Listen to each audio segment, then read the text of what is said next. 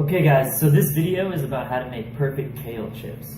So there's only 3 things that you need. Some kale, and I already have mine cut up.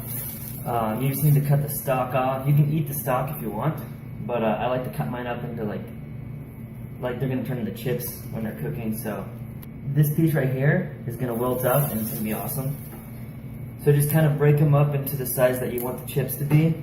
It's fine if you leave them kind of big. They're gonna shrink down, same way that spinach shrinks when you cook it. So I'm putting it in this pan right here. And don't worry too much about them overlapping, and make sure you clean out your kale before you put it in the pan. So I've got a little bit of leftovers in here, but I'm not gonna eat that.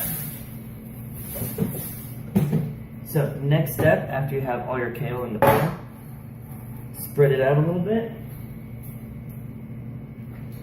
And I only use 2 things. I use this grapeseed oil,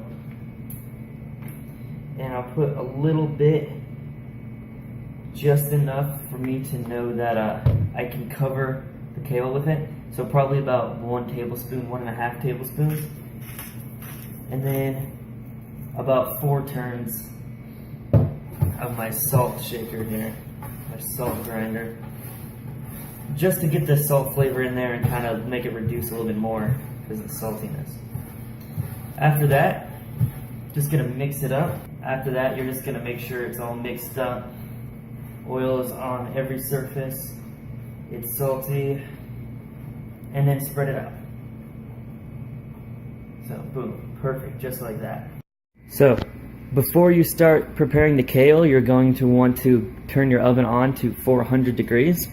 Let that preheat, and while that's preheating, you can come over here and you can prepare your kale like I just did. So this is what it's gonna look like.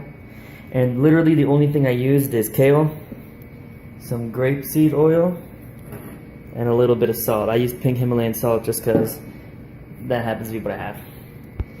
It's just as simple as that. Now, when your oven is done preheating, you just pop it in. I like to put it on my bottom rack. And this oven's kind of old, so it's kind of gross looking in there. But bottom rack, 12 to 15 minutes. The first time I did it, I did 15. Ended up being a little too long, so I'm going to go 12 this time. So I'll show you what it looks like at the end. There you go. This is what it looks like at the end. Crispy. Listen to that. Super crispy. Listen to that crunch. Perfect. Amazing.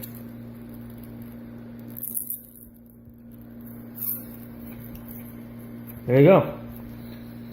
Quick and easy kale chips. Super simple. Only 3 ingredients: kale, salt, and oil. I hope you guys enjoyed it. I'll see you in the next video.